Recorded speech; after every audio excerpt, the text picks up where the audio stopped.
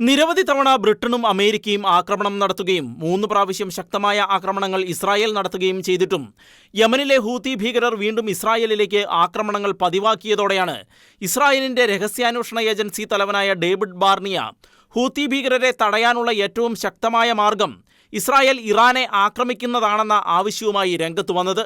ഇത് സംബന്ധിച്ചുള്ള ആവശ്യം അദ്ദേഹം ഇസ്രായേൽ പ്രധാനമന്ത്രി ബെഞ്ചമിൻ നെതന്യാഹുവിനോട് നടത്തിയതായുള്ള റിപ്പോർട്ടുകളാണ് പുറത്തുവന്നത്. ഹൂത്തി ഭീകരരെ ആയുധങ്ങളും പണവും കൊടുത്ത് സഹായിക്കുന്നത് ഇറാനാണെന്നും അദ്ദേഹം പറയുന്നു. കഴിഞ്ഞ 10 ദിവസത്തിനുള്ളിൽ 5ഓളം ബാലിസ്റ്റിക് മിസൈൽ ആക്രമണങ്ങളും 5ഓളം ഡ്രോൺ ആക്രമണങ്ങളും ഹൂത്തികൾ ഇസ്രായേലിലേക്ക് നടത്തിയിരുന്നു. ഇതിൽ നിരവധി ആളുകൾക്ക് പരിക്കേറ്റിരുന്നു. ഗാസയിലെ ആളുകൾക്കുള്ള തങ്ങളുടെ പിന്തുണ അറിയിക്കാനാണ് ആക്രമണങ്ങൾ നടത്തുന്നത് എന്നായിരുന്നു ഹൂത്തികളുടെ നിലപാട്. എന്നാൽ ഈ മേഖലയിലെ ഇസ്രായേലിന്റെ ശത്രുക്കൾക്കുണ്ടായ അതേ ഗതി തന്നെയായിരിക്കും ഹൂതികൾക്കും ഉണ്ടാവുക എന്ന് ഇസ്രായേൽ പ്രധാനമന്ത്രി ബെഞ്ചമിൻ നെതന്യാഹു മുന്നറിയിപ്പ് നൽകുകയുണ്ടായി. ഹമാസും ഹിസ്ബുള്ളയും അസാദ് ഭരണകൂടവും മറ്റുള്ളവരും പഠിച്ച അതേ പാഠങ്ങൾ തന്നെ ഹൂത്തികളും പഠിക്കുമെന്നും അല്പം സമയമെടുത്താലും അത് മിഡിൽ ഈസ്റ്റിലുടനീളം പഠിക്കുമെന്നും ബെഞ്ചമിൻ നെതന്യാഹു പറഞ്ഞു. ജനുവരി 20 നിയുക്ത US പ്രസിഡന്റ് ഡൊണാൾഡ് ട്രംപ് അമേരിക്കയിൽ അധികാരം ഏറ്റെടുക്കുന്നതോടെ ഹൂത്തികൾക്ക് നേരെ ശക്തമായ ആക്രമണങ്ങളിലേക്ക് ഇസ്രായേൽ കടന്നേക്കുമെന്നുള്ള റിപ്പോർട്ടുകളും പുറത്തുവരുന്നുണ്ട്. നിലവിൽ ഇസ്രായേലിൽ നിന്നും യമനിലേക്കുള്ള ദൂരമാണ് ഇസ്രായേലിന്റെ ആക്രമണങ്ങളെ പരിമിതപ്പെടുത്തുന്നത്. അമേരിക്കയുടെ കൂടെ സഹായം ലഭ്യമാകുന്നതോടെ ഹൂത്തികൾക്ക് നേരെ സമ്പൂർണമായ ആക്രമണം അഴിച്ചുവിടാൻ കഴിഞ്ഞേക്കുമെന്നാണ് ഇസ്രായേൽ കരുതുന്നത്.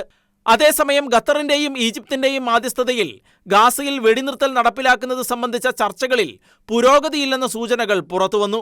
ഇത് സംബന്ധിച്ച് ഹമാസും ഇസ്രായേലും തമ്മിൽ പരസ്പരം പഴിചാരുന്ന സാഹചര്യവും ഉണ്ടായി.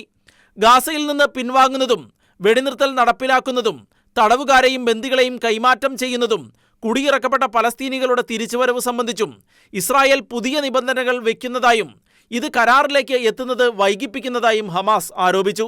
എന്നാൽ ഭീകര സംഘടനയായ ഹമാസ് കള്ളം പറയുകയാണെന്നും ഇതിനകം ഉണ്ടായിട്ടുള്ള ധാരണകൾക്കും അപ്പുറത്ത് ഹമാസ് ചർച്ചകൾക്ക് തടസ്സം സൃഷ്ടിക്കുകയാണ് എന്നും ബന്ദികളെ തിരികെ എത്തിക്കുന്നത് സംബന്ധിച്ച ശ്രമങ്ങൾ ശക്തമായി തുടരുമെന്നും ഇസ്രായേൽ പ്രധാനമന്ത്രിയുടെ ഓഫീസ് വ്യക്തമാക്കി.